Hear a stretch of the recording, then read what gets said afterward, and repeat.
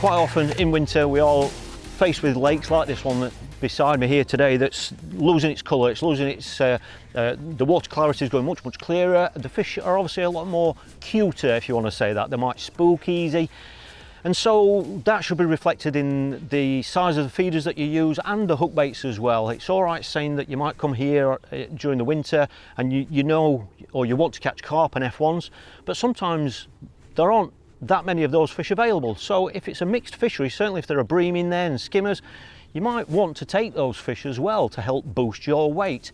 So when you're looking at your feeder sizes for autumn and winter, just start to scale it down. Err on the side of caution. We know that the nights go cold, the starts to the session could be much slower, and so you don't want to go piling lots and lots of bait in at the start, because if it is going to fish hard, the old saying is you can't take out what you've put in. So just start thinking about scaling down the size of your feeder, for example. That'll do a couple of different things.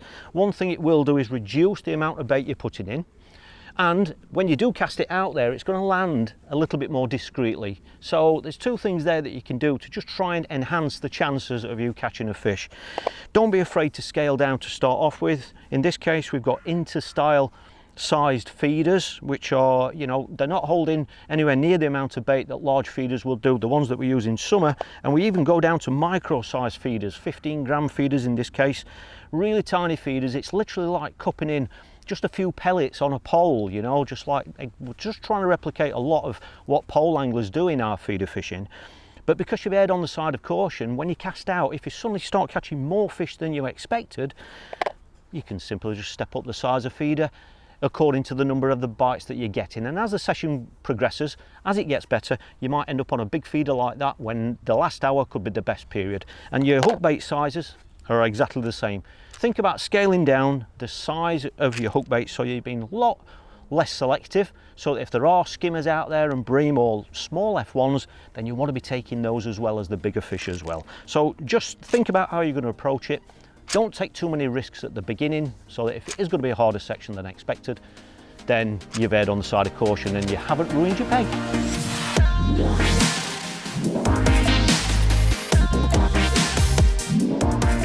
Quite often through the winter months we find ourselves using ground bait.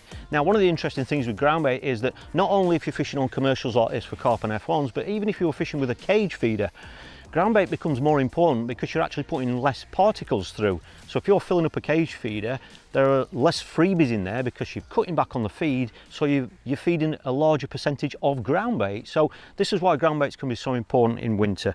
When you're looking to choose a ground bait for winter, obviously as waters get clearer, we generally find that darker mixes are better. So if the water's clear, err on the side of caution, and we always go for a darker mix. The other thing as well you need to think about is the food value. You want to pick a mix that offers a lot of attraction, whether it be through the colour, the cloud, the scent, the smell, but you don't want it to offer too much food. You don't want too much food value in there. If a ground bait like this is going to draw fish into the peg, the last thing you want is fish to just be eating all the freebies in the ground bait, because you can't put them on your hook, can you? And you certainly can't put them on a hair rig. So if you use ground baits that have got less food in there, it's going to be more about the attraction, and then once they've attracted the fish in, then hopefully that's when they're going to take your hook bait. I love Match Method Dark. There are pellets in there, or small pellets in there, so there is quite a bit of food in there, but it's a really nice fish meal mix. It's nice and dark, and as the name suggests, it's suitable for moulding around a method feeder. If you're not really using a method feeder, and if you want a sweeter, much finer mix with even less food value, I love the F1 green, and I've used that on commercials and natural venues all over the country. And because it's got less food value in it, when it draws fish in, there's virtually nothing there for the fish to eat other than the freebies that you put in and ultimately your hook bait.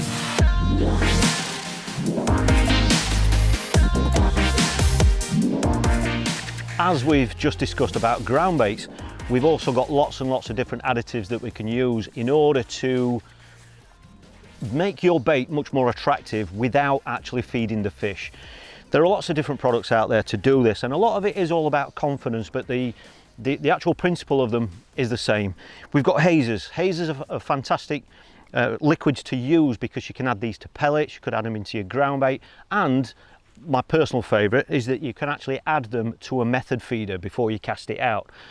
These hazers, when the feeder hits the surface, you can see them kicking off a nice big cloud, and you've also got flavours as well. It's not all about the colour. And so you're adding colour attraction as well as scent as well. But like we've said before with ground baits, the key to these is all about attraction. It's purely about getting the attention of a fish to come over to where your feeder is, where hopefully it's going to take your hook bait. So these are great things to use. As I've already mentioned, these are what I call low risk triggers. If they don't work, you haven't ruined anything. You haven't ruined your peg in any way, but it's something that you can do. Personally, I don't start using these at the start of a session. I like to try and catch early fish using just normal pellets, for example, and then these are the ones that I use later on in a session to try and catch those extra fish in the middle part of a match.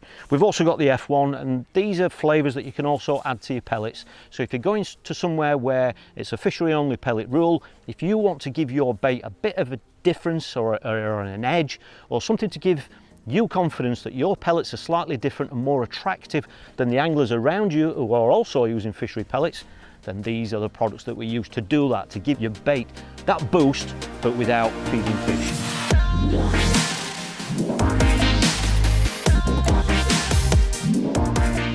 As we head into winter, commercial venues and just general lakes in general, they tend to lose their colour. You know, they could be heavily coloured through the summer, but that colour starts to drop out as the temperatures start to drop. So therefore the water is much clearer.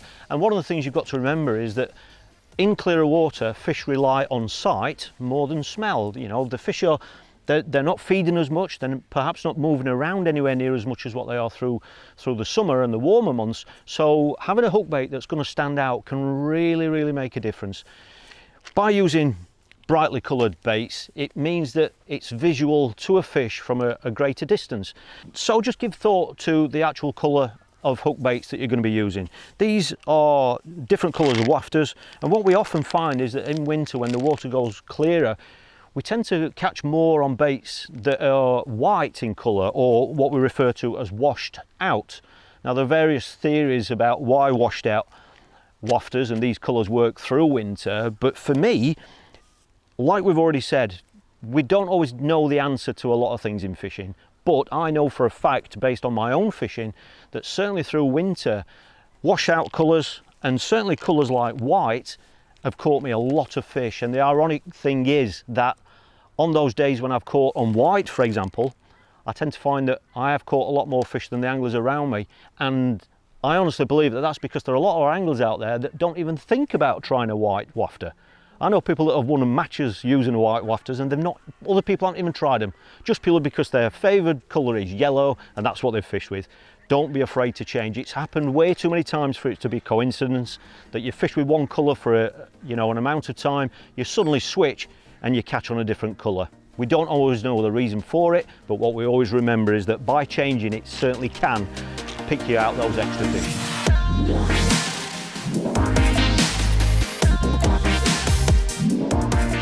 It's amazing how many times the first few minutes of your session or match can determine how good or bad the rest of your match is going to be. How many times have you been out on the bank and you've seen someone catch one first cast or second cast, and then they sit there for the next 4 hours and don't catch anything?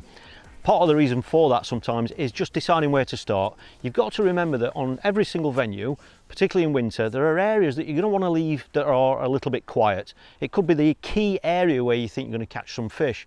And we often find that it's better to start in other areas and save that area for later on. We know from fishing commercials, sometimes you might catch fish early really short, you might be able to catch them in open water, but if you've got a key area that's going to be nice and quiet, or it's near a feature for example, or overhanging trees, try and leave that area for later on. What you've got to imagine is that if you're going to catch some fish in open water, where would the fish back off to after all that disturbance? And they're the things you need to just try and picture in your head, because if you can leave those areas nice and quiet, undisturbed, that once you've caught all your fish that are a little bit easier to catch, when it's time to target those other fish that are backed off into that quiet area, leave that area for later on in the match, and that's where you can have a fantastic end to your session.